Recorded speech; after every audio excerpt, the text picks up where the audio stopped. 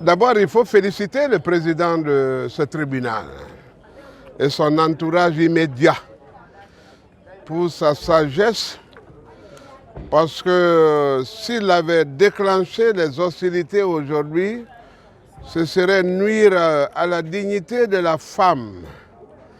Ce serait encore enfoncer Dadis et son système dans l'abîme qui l'attend d'ailleurs et auquel il n'échappera pas. On a demandé la repentance, la demande du pardon. Ça n'a pas pu être obtenu, il a voulu les résultats sur le terrain. Il a voulu que la preuve de la culpabilité de ces hommes soit établie, se disant être innocents en toute phase, alors que dans la conception, dans la préparation, dans l'exécution, il a été la cheville ouvrière. Revenons à la question. La question de ce renvoi est due à la sagesse, à la pertinence, à la vigilance, à la dextérité de ce tribunal-là.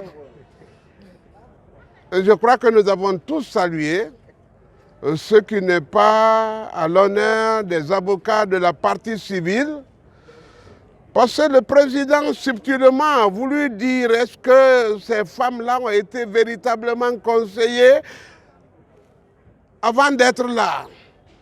Le fait même de leur avoir publié comme étant victimes de viol, ce que je ne voulais pas trop commenter, est la preuve de ce qu'elles ont caché depuis longtemps et que les conseillers n'ont pas pu sauvegarder. Oh, voilà, oh là là, c'est triste quand même. C'est pourquoi nous irons en chambre de conseil pour ça. Comment nous voyons l'avancée?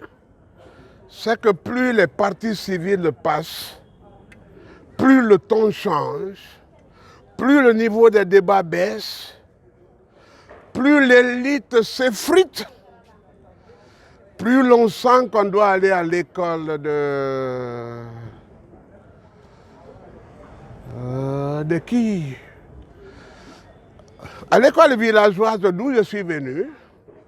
Oui, d'où je suis venu pour apprendre le vocabulaire, le français, pour apprendre les genres littéraires et tout ça. Depuis, on s'ennuie.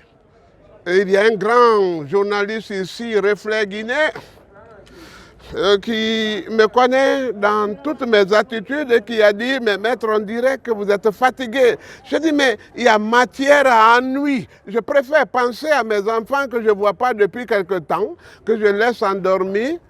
Quand passe une partie civile moribonde, fabriquée de toutes pièces, qui a été constituée aujourd'hui, qui vient aujourd'hui, je suis même prêt à la contradiction parce que personne ne m'a égratigné depuis que je suis là. Et je ne voudrais pas retourner sans avoir été égratigné. Paul Domba, c'est l'homme de la contradiction des égratignures.